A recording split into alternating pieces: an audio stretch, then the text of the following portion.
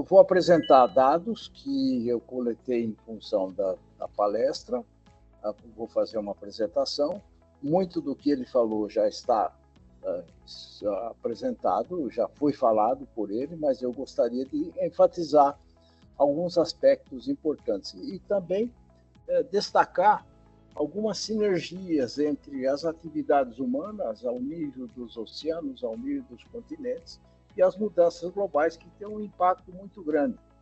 Essas sinergias são bastante importantes do ponto de vista de se considerar os impactos e todo esse conjunto de impactos. Além disso, é importante lembrar também que tem uma relação entre o controle das emissões e a economia. Eu queria lembrar, vou falar um pouco mais sobre isso mais tarde, que a indústria do petróleo ela movimenta por ano 5 trilhões de dólares. Então, não vai ser fácil fazer o controle, porque além de aqueles que não acreditam nas mudanças globais, há os que acreditam nas mudanças globais, mas que resistem a alterar as condições econômicas resultantes da exploração dos combustíveis fósseis, por motivos puramente econômicos e por esse enorme volume de dólares e de recursos que são colocados e que são consumidos por esse conjunto de operações financeiras ligadas ao uso dos combustíveis fósseis, como o petróleo. Então, o título da minha palestra é Mudanças Globais, Causas, Consequências, Impactos e Perspectivas. Próximo slide. Nós fizemos aqui em São Carlos, e está à disposição também do Ministério Público do Espírito Santo, um volume da National Research Council dos Estados Unidos, está traduzido, está muito bem feito, e se quiserem utilizar esse volume para colocar frente às escolas, mas também associações de classe, está à disposição. Podem usar esse volume, porque ele já está traduzido, nós traduzimos para o português, e ele está à disposição, então, daqueles que quiserem usar. Ele está muito bem feito, e ele tem uma descrição bastante detalhada de todo o processo de mudanças climáticas, as suas evidências, os seus impactos e as escolhas que devem ser feitas. O próximo slide mostra, bem, o nosso planeta. Vejam, nós estamos aqui. Essa é a famosa foto do Carl Sagan, que mostrou quão pequeno é o nosso planeta, mas é a única casa que nós conhecemos, né? E que corre todos esses riscos que o professor Carlos Nobre detalhou e que põe em risco a própria existência da espécie humana no planeta, que funcionou muito bem até quando a espécie humana não populou completamente o planeta. Os ciclos biogeoquímicos, o ciclo da água, não tinham alteração porque a espécie humana alterou todos os processos naturais que ocorreram no planeta. E essa alteração foi se acentuando e ficou muito grave a partir da segunda metade do século XIX, quando começou a haver uma maior urbanização, um aumento da atividade industrial, e, portanto, com essa grande urbanização, hoje nós temos mais de 5 bilhões de pessoas vivendo em áreas urbanas. Houve uma disrupção completa da existência humana com o meio ambiente. Essa disrupção foi perdida em função da grande urbanização, é também uma das consequências dessas mudanças climáticas. Próximo. Aqui uma visão do nosso planeta, isso foi tirado de uma das viagens das Apolos, das naves Apolos à Rússia, à Lua, em função e mostra as características do nosso planeta. Um planeta que tem um grande volume de água dos oceanos, água doce, que é um processo, um requisito, um recurso natural fundamental para a existência da vida humana. E, portanto, nós temos essa é a nossa residência, digamos assim, permanente no universo. Próximo. Muito bem. Havia uma compreensão inicial dos gases de efeito estufa. Fourier foi o primeiro a sugerir que a atmosfera da espécie da Terra pode atuar como uma espécie de isolante. E isso foi chamado de efeito estufa. E já na década de 1850, o físico John Tyndall, que é do meio, foi o primeiro a demonstrar o efeito estufa, mostrando que o vapor d'água e outros gases atmosféricos absorveriam o calor para diante da Terra. Ou seja, o efeito estufa já era um processo importante no planeta, porque permitiu com que a temperatura média do planeta fosse adequada à habitação por várias espécies, inclusive a humana. E o professor Arrhenius foi um dos primeiros a calcular o poder de aquecimento do excesso de dióxido de carbono, CO2. E Arrhenius já tinha previsto que se os níveis de CO2 na atmosfera pudessem aumentar, a consequência podia ser uma tendência de aquecimento. Isso em 1896. O próximo mostra, então, o aquecimento natural, que é produzido pelo efeito estufa natural, e o aquecimento amplificado, que é resultante da concentração de gases do efeito estufa na atmosfera. Por exemplo, CO2, metano, o dióxido de nitrogênio, N2O, que é também um gás extremamente importante, que se acumula na atmosfera e, portanto, retém mais calor do que aquele que era retido naturalmente pelo sistema de aquecimento natural e o efeito estufa natural. Portanto, o que nós estamos vivendo hoje no planeta Terra é uma amplificação do efeito estufa, agravado também pelas atividades humanas ao nível dos oceanos, ao nível dos sistemas aquáticos continentais e ao nível dos continentes. Essa sinergia que é algo também que deve ser considerada. Não só a presença de gases de efeito estufa na atmosfera e o aquecimento resultante disso, mas também as atividades humanas ao nível dos continentes e ao nível dos sistemas aquáticos continentais ou dos oceanos. Esse é um grande processo de riscos muito grandes, como já acentuou o professor Carlos, mas que tem também essa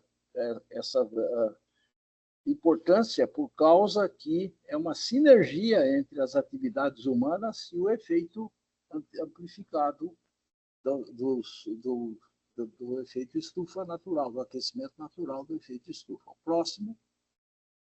Muito bem. Aqui mostra, né, os dados, a concentração de gases de efeito estufa por 2.000 anos, né?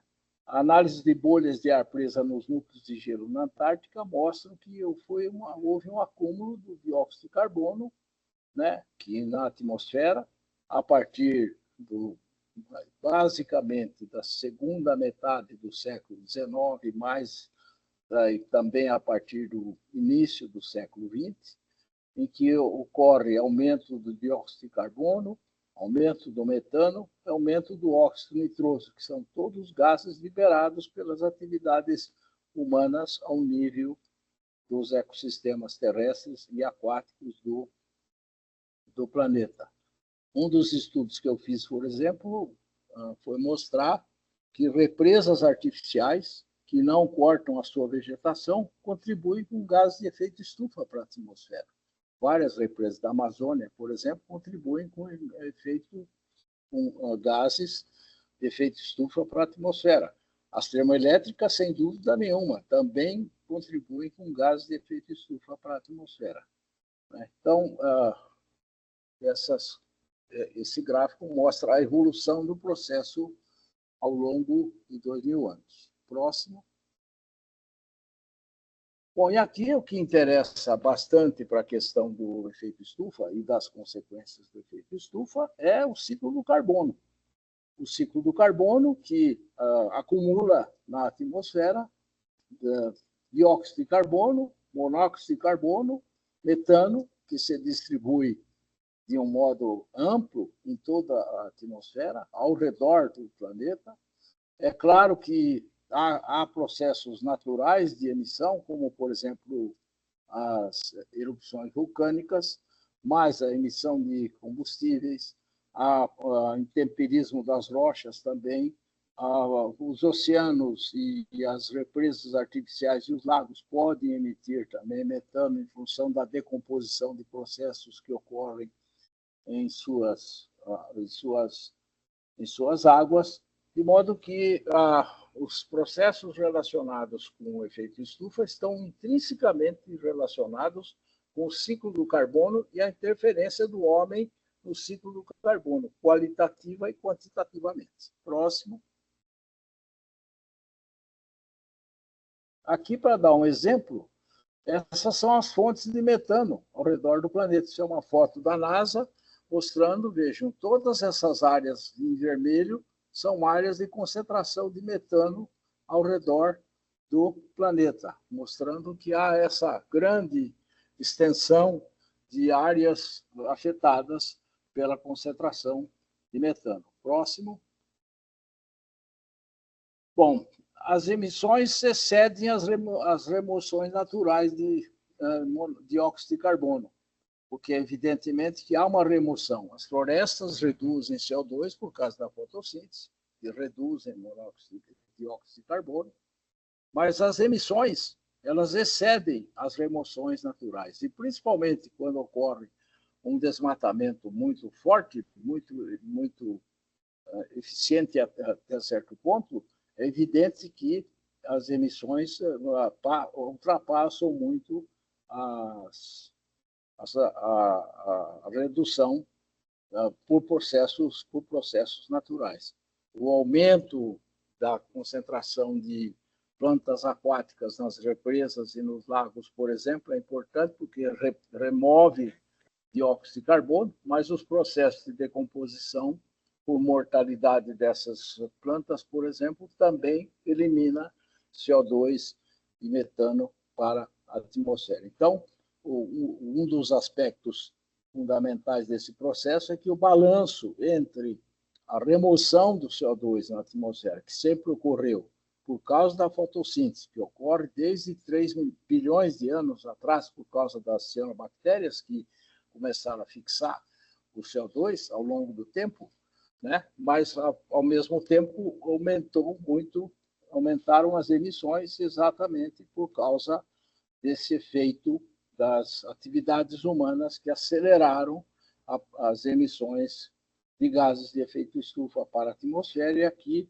vemos num desses slides, no último slide desse grupo aqui, o aumento da concentração atmosférica, né, de gases de efeito estufa de 1960 a 2010. Quer dizer, um aumento crescente dessa concentração de gases de efeito estufa. Muito bem. Próximo. Bom, isso resultou, evidentemente, num aumento da temperatura global oceânica terrestre, né? Aqui a média anual, 1880 até 2000, e nós temos, então, esse aumento da temperatura global oceânica terrestre, com a média de 5 anos consecutivos. É claro que esse aumento implica em um processo muito sério de efeitos relativos, por exemplo, à distribuição da biodiversidade, à diminuição do pH, porque quando acumula CO2 na atmosfera, o pH médio dos oceanos do planeta é 8. Acontece que quando começa a haver um aumento muito grande de CO2 na atmosfera e esse CO2 é incorporado nos oceanos, o pH baixa. E isso tem produzido efeitos de acidificação de certas áreas do oceano. Mares, por exemplo, como o Mediterrâneo, tem episódios de acidificação que são resultantes desse processo de diminuição do pH né? O oceano é um grande buffer, perdão, o oceano é um grande buffer, mas essa acidificação é também uma das consequências. E esse aumento da temperatura global, né, oceânica e terrestre, tem consequências muito sérias na biodiversidade. Muitas espécies não toleram esses aumentos excessivos de temperatura, de 1,5 grau a 2 graus, e, por outro lado, outras espécies, algumas dessas espécies que são espécies bastante nocivas, inclusive, do ponto de vista de toxinas, como, por exemplo, algas, cianobactérias, crescem nas áreas costeiras, nos lagos e nos oceanos devido a esse aumento de temperatura. Um dos trabalhos que eu fiz foi que na represa que eu estudo desde 1971, aqui a represa do Lobo, próxima a São Carlos, que é um modelo de estudos que a gente tem acompanhado, inclusive mudanças globais nessa represa, em 2014 a 2015, quando houve uma seca muito grande, como resultado da mudança global, houve uma explosão de uma cianobactéria, uma alga verde-azul, Cylindrospermopsis, é uma espécie introduzida da África, que hoje se espalha por todo o planeta, e ela é neurotóxica, é uma toxina muito potente que mata, inclusive, pode matar seres humanos, e, portanto, é uma das consequências dessas mudanças climáticas e seus efeitos no sistema aquático. Próximo. Bom, e aqui tem 3 cenários de emissões que nós precisamos verificar. O primeiro são emissões muito elevadas, né? Durante o século XXI, nós vemos que há emissões muito elevadas, né? Depois, emissões com menor aumento, né? E com médio aumento, e emissões com aumento mais baixas, né? Portanto, as concentrações de gases de efeito estufa continuam, vejam que continuam subindo, como acentuou o professor Carlos. Não há um equilíbrio no volume de gases presentes na atmosfera. Há sempre um aumento, porque esse aumento é um aumento extremamente lento, mas é implacável, inflexível, ele vai aumentando sempre, como estão vendo aqui, né?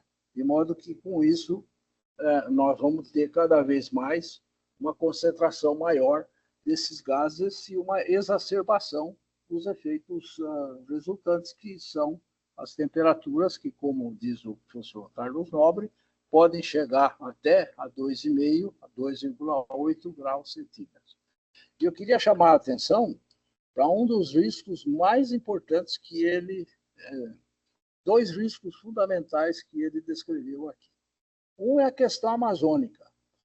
A Amazônia, ela tem um papel importantíssimo do ponto de vista da biodiversidade, é a maior biodiversidade do nosso planeta, mas a Amazônia também é uma bomba que traz água do oceano para a região, essa região equatorial, tropical, equatorial. E é por isso que nós temos uma chuva de 3.000 milímetros por ano nessa região. Tínhamos, porque está havendo uma mudança.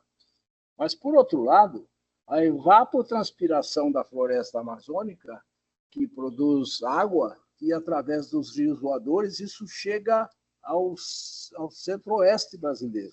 Chega até a Bacia do Prata, essa água produzida pela evapotranspiração da Amazônia.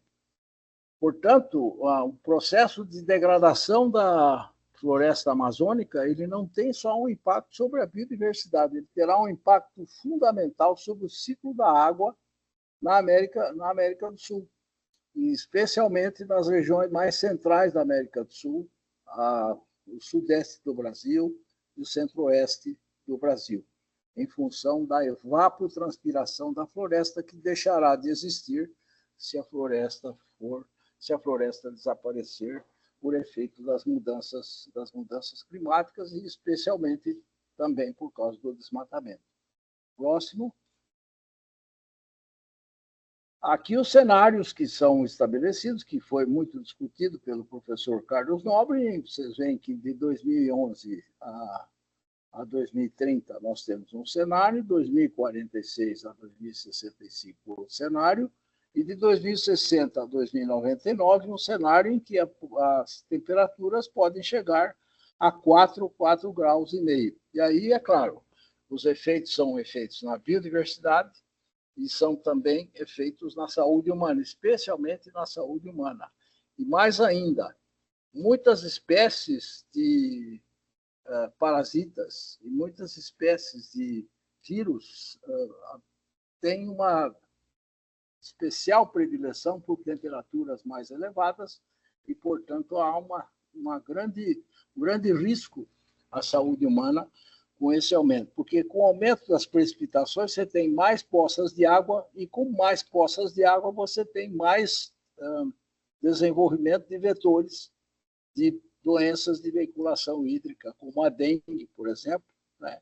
Isso já foi previsto num relatório do IPCC em 2011, que haveria uma explosão de dengue e de outras doenças de veiculação hídrica por volta de 2020 ou 2022.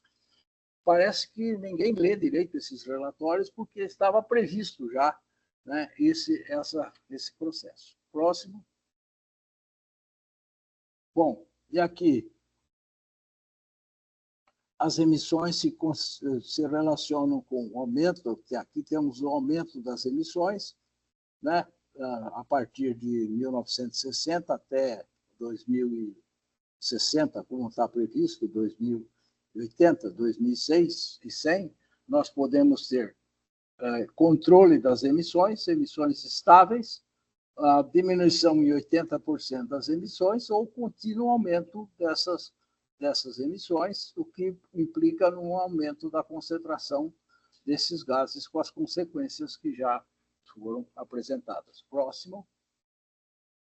Bom, aqui é um gráfico da minha lavra em que eu relacionei todos os impactos das mudanças climáticas com diferentes processos ecológicos e que, evidentemente, econômicos e com repercussões sociais. Por exemplo, as mudanças climáticas têm um efeito sobre a hidrologia, uma vez que ocorrem grandes precipitações e, portanto, essas precipitações têm impactos e alterações hidrológicas têm impactos na infraestrutura.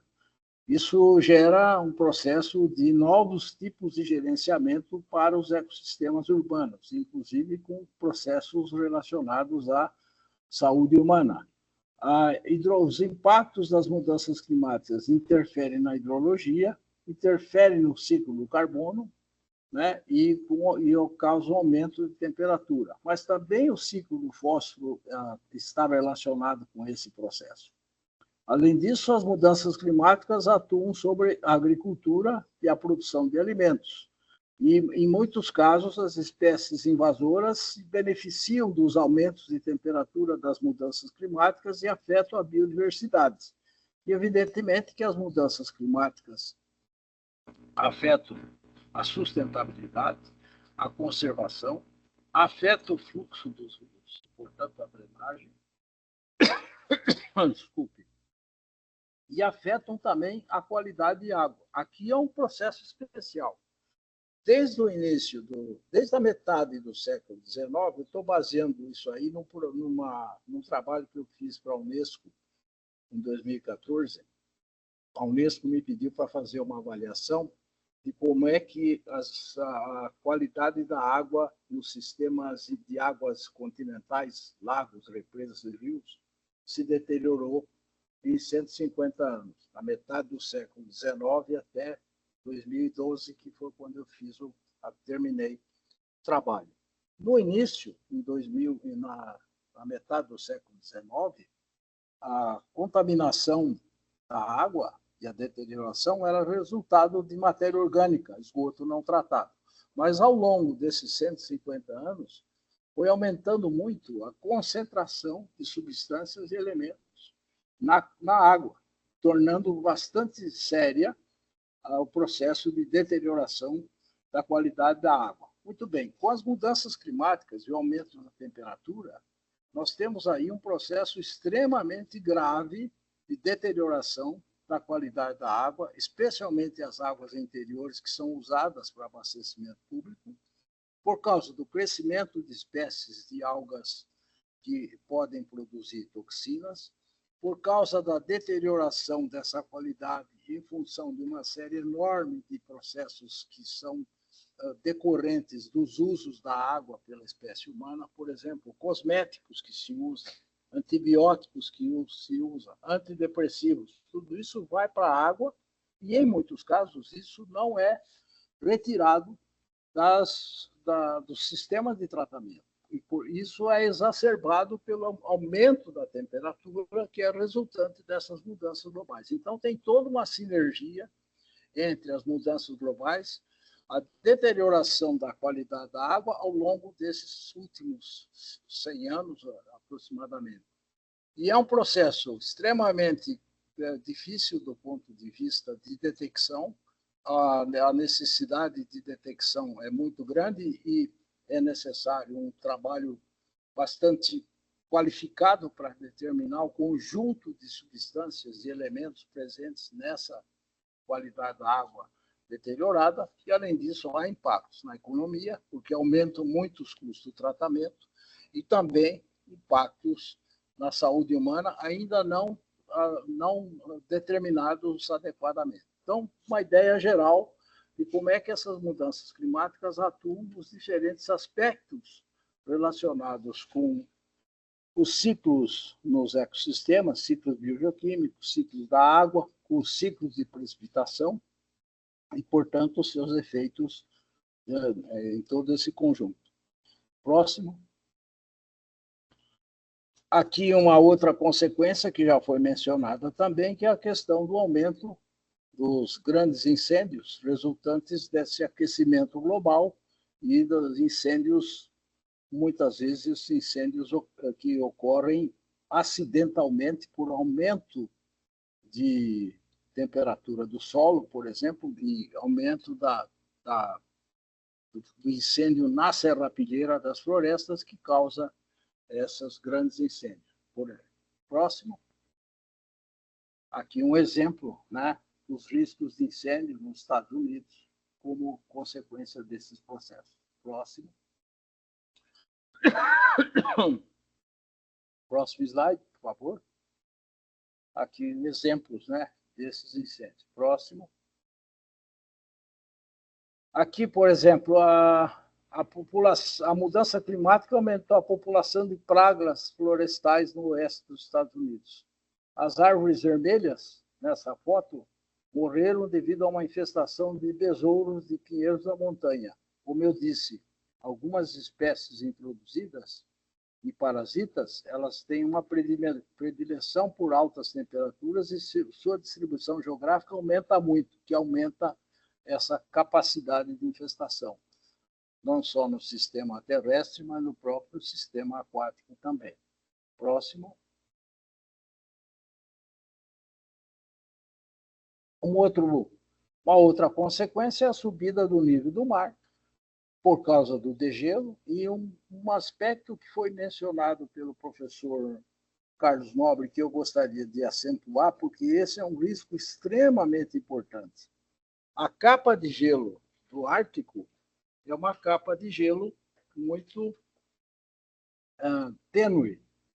E essa capa de gelo, que vai se derretendo com o tempo e com o aquecimento, ela pode produzir uma erupção muito grande de metano que se encontra localizado nessas profundezas, nessas profundidades do Ártico. Abaixo do gelo do Ártico existe uma quantidade enorme de metano, por causa da decomposição de matéria orgânica que foi se acumulando ao longo de milhares de anos.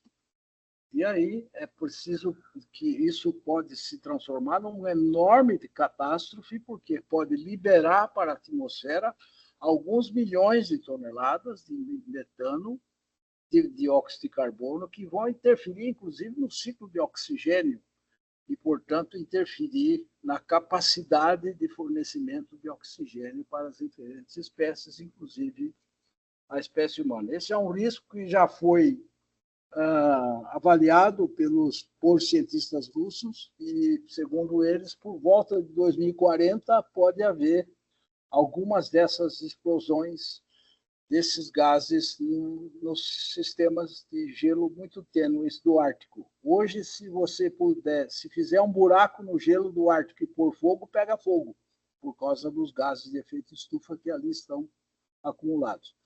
Esse é um risco extremamente grave para a sobrevivência da espécie humana no planeta e pode ocorrer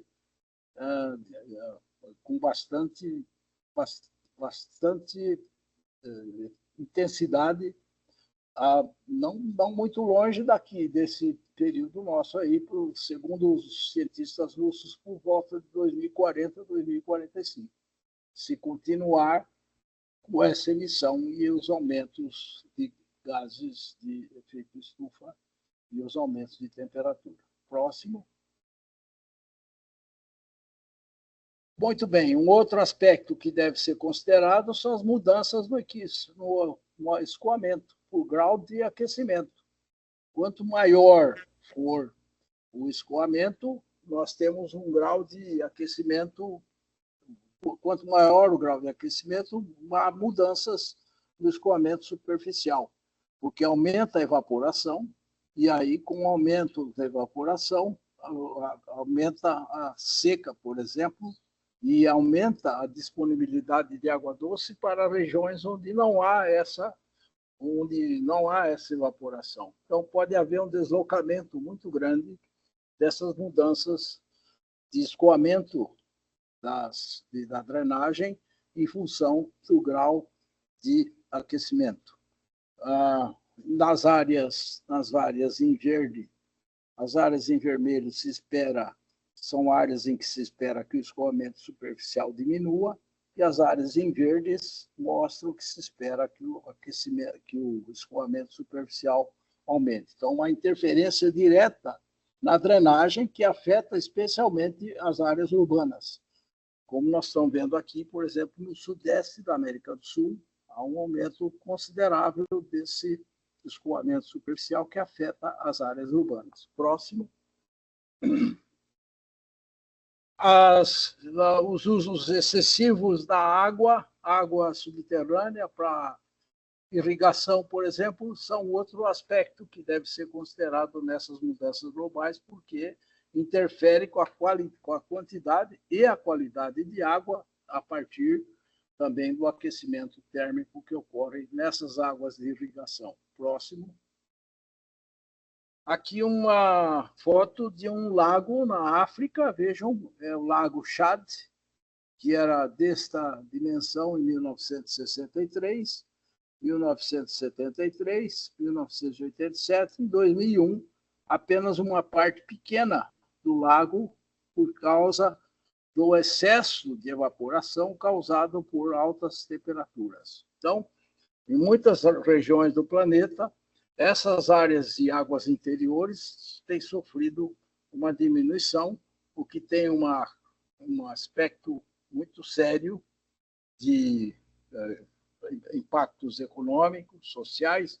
Nesse lago, a população que vive ao redor do lago, ela se desloca em função da mancha, do volume de água existente. Então, vejam que ela está se deslocando aqui para uma área muito menor do que em 1963, 2001. Então, esse exemplo é um exemplo do que pode ocorrer nessas águas interiores também com esses efeitos. Próximo. Aqui o exemplo da energia. A transição energética é fundamental. É preciso diminuir as emissões, mas para diminuir as emissões tem que diminuir o uso dos combustíveis fósseis. E a pergunta que eu sempre faço, não para os cientistas, porque os cientistas já sabem do que acontece, mas para os políticos e os administradores. Será que é possível convencer a indústria do petróleo a reduzir as suas emissões e o seu trabalho, uma vez que o recurso que movimenta a indústria do petróleo anual é de 5 trilhões de dólares. É possível isso? Isso vai ser bastante difícil, essa questão. Tem dois aspectos que devem ser considerados fundamentais com relação a mudanças climáticas, que é até importante como mensagem. Primeiro, a questão dessa economia, a economia voltada para o uso dos combustíveis fósseis. E segundo, a democracia. Os regimes autoritários têm uma visão muito mais drástica desse processo, e eles podem ou não atuar na direção necessária para reduzir as mudanças climáticas. Depende muito desses regimes. E, portanto, o melhor sistema, é claro, sempre foi a democracia, porque a partir dos regimes democráticos, das organizações institucionais, da participação da comunidade, é que se pode chegar a processos que vão reduzir essas emissões e melhorar a conservação. Mas eu acho que esse é um ponto muito importante. Democracia e redução e adaptação às mudanças globais, né? E, além disso, a questão da economia que gira em torno desse processo de produção de combustíveis fósseis. Próximo. Aqui um exemplo de desenvolvimento de algas tóxicas numa região costeira, onde se vê essa mancha mais verde, é resultante dessas cianobactérias, aumento de temperatura, descarga de nitrogênio e fósforo por causa de esgotos não tratados, que causam esse problema. Próximo. A perda de produtividade por grau de aquecimento. Isso também foi feito um estudo pelo Conselho Nacional de Pesquisa dos Estados Unidos, e vejam que milho, soja, arroz, trigo e milho na África têm perdas com relação devido à variação de temperatura, né? A variação na colheita é menor, né? E há um efeito bastante sério, portanto, das mudanças globais na produção de alimentos. E segurança alimentar é fundamental para a espécie humana. E, portanto, nós vamos ter agora, na sexta-feira, aqui na Embrapa Instrumentação, em São Carlos, uma discussão sobre efeitos de mudanças climáticas e a situação da agricultura no mundo e no Brasil, para que nós possamos verificar quais são as principais propostas de adaptação. Eu tenho um estudo que fiz no Cerrado, com um colega meu, ali de Minas Gerais, onde nós mostramos que a produção de oleaginosas no Cerrado para produção de biodiesel está afetando o ciclo da água, porque o ciclo da água no Cerrado, as plantas de Cerrado têm uma evapotranspiração muito menor que as oleaginosas. Substituir o Cerrado por oleaginosas aumenta muito a evapotranspiração, o vapor d'água é levado para fora da região e, portanto, há uma exacerbação da seca nessas regiões devido a esse problema. É aquilo que eu sempre tenho insistido. Há uma sinergia entre as mudanças globais e o processo de apropriação dos recursos naturais pela espécie humana. Próximo.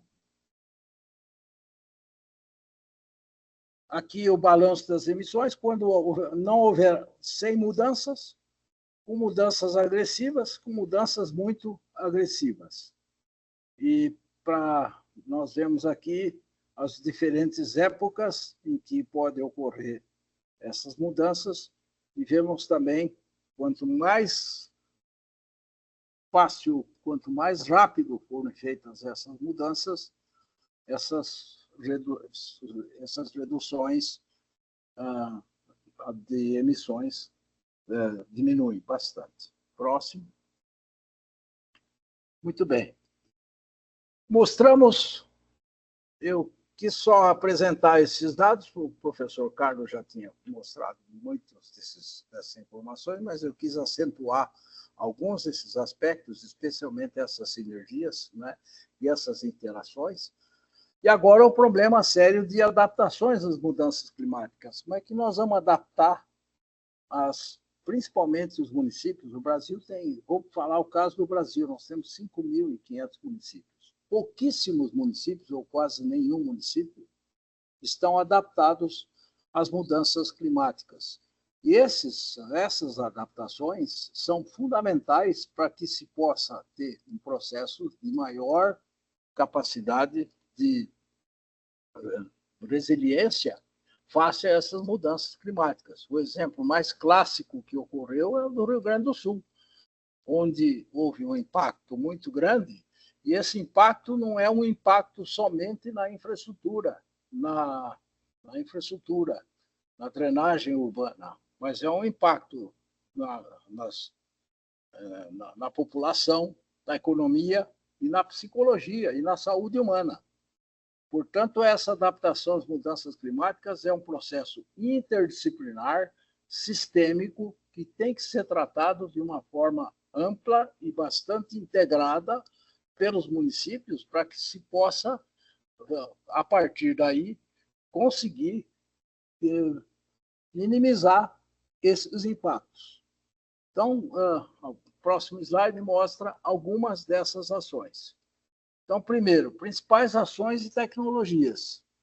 Projetos de arborização urbana em todas as áreas urbanas. É necessário, eu tenho medidas aqui em São Carlos, por exemplo, em que nas áreas onde não há vegetação, a temperatura é 4 a 5 graus mais elevada do que nas áreas onde há parques urbanos e vegetação. Então, o projeto de arborização urbana é fundamental. As ilhas de calor nas cidades vão aumentar muito com as mudanças globais. E, portanto, quanto maior e mais adensada for a área de urbanização, é fundamental. Aí tem uma ligação muito forte com a economia, porque você pode fazer viveiros de mudas, fazer o pagamento por serviços ambientais e aumentar muito a capacidade de arborização e rapidamente com espécies bem determinadas que vão produzir mais sombra e mais capacidade de redução, aumento da água na atmosfera. Uma outra coisa que é importante é a instalação de redes de estações climatológicas na área urbana, para que se possa ter um aumento grande dessa informação. Por exemplo, aqui em São Carlos, nós estamos medindo ultravioleta, que é um dos processos também que está ligado às mudanças globais, aumento da radiação ultravioleta, que tem problemas de câncer de pele, por exemplo, e é preciso ter sensores de temperatura do ar, de vento, força e direção, de precipitação em muitas áreas urbanas. Então, aumentar a rede de estações climatológicas para fornecer continuamente dados é importante. Introdução de soluções baseadas na natureza. Existem inúmeras soluções baseadas na natureza. Na China estão adotando isso, na Europa estão adotando isso de uma forma bastante desenvolvida. Nós estamos fazendo aqui em São Carlos uma interação com a cidade de Lodz, na Polônia, que é uma cidade esponja, num projeto da Unesco, onde nós temos jardins de chuva, sistemas de infiltração, sistemas de contenção e de orientação de drenagem. Portanto, há uma série de possibilidades para soluções baseadas na natureza. Controle das enchentes. Um dos controles mais importantes é a captação da água de chuva. Isso é fundamental. Redução da drenagem com captação de água de chuva. A modernização das redes de drenagem urbana. Reserva de águas superficiais. Aumentar muito essa capacidade de espalhar pela área urbana do município capacitação de diferentes possibilidades de captação de água de chuva e de modernização da drenagem para que o impacto das enchentes seja minimizado. Outra coisa é a capacitação de técnicos e gestores para atualizá-los sobre o processo. Mudanças climáticas em áreas urbanas são extremamente é um processo interdisciplinar.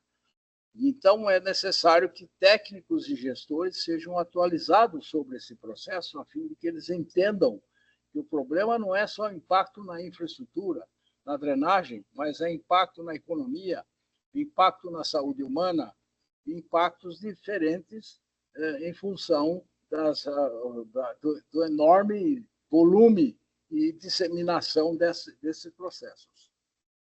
Disseminação das mudanças climáticas à população. A população precisa estar muito bem informada sobre essa capacidade, sobre esse problema das mudanças climáticas. Cursos, palestras, informações, disseminação dessas informações. Aqui em São Carlos, nós estamos pensando em colocar, já fizemos isso antes, vamos fazer agora, a chamada Ciência em Movimento, vamos colocar cientistas nos ônibus da cidade, junto com os passageiros, para falar sobre mudanças climáticas e mostrar quais são os impactos sobre o município, sobre a população e sobre a saúde humana. E atenção especial sobre mudanças climáticas e saúde humana. Esse é um outro ponto que é importante. Tem áreas de medicina que podem ser desenvolvidas, ondas de calor, aumento e disseminação de doenças de veiculação hídrica, impactos psicológicos. Então, todo esse conjunto sobre mudanças climáticas e saúde humana deve ser considerado com relação a esse processo. O próximo. Mudanças climáticas, especialmente nas áreas urbanas, implicam em 3 aspectos fundamentais.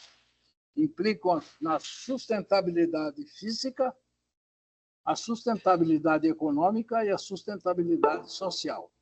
Temos que integrar esses processos todos para que, com isso, nós possamos enfrentar esses sistemas. Nós temos que avançar na visão sistêmica das cidades, especialmente nesse caso de mudanças climáticas. É claro que a zona rural também deve receber as informações e deve receber processos de adaptação, mas as áreas urbanas, especificamente, nós temos que pensar sempre na sustentabilidade social, na sustentabilidade física e na sustentabilidade econômica e integrar. As equipes têm que ser equipes interdisciplinares que vão desde psicólogos a geólogos, a biólogos, a engenheiros, a meteorologistas e a especialistas na área de saúde, para que com isso se possa ter um processo integrado de gestão. Cada município deve ter Eu fiquei muito impressionado e gostei muito dessa ideia que vocês estão fazendo aí no Espírito Santo de um grupo de trabalho sobre mudanças climáticas. Não me lembro se foi esse o nome que vocês me deram aqui para que foi colocado, mas é muito importante ter mesmo grupos de trabalho, e quanto mais disseminados esses grupos de trabalho e mais integrados em diferentes regiões, maior será o efeito dessas adaptações. Próximo. Bom, era isso que eu queria expor. Agradeço muito a sua atenção. Estou à disposição para discussão, questionamentos e também qualquer tipo de intervenção que se fizer necessário. Muito obrigado pela oportunidade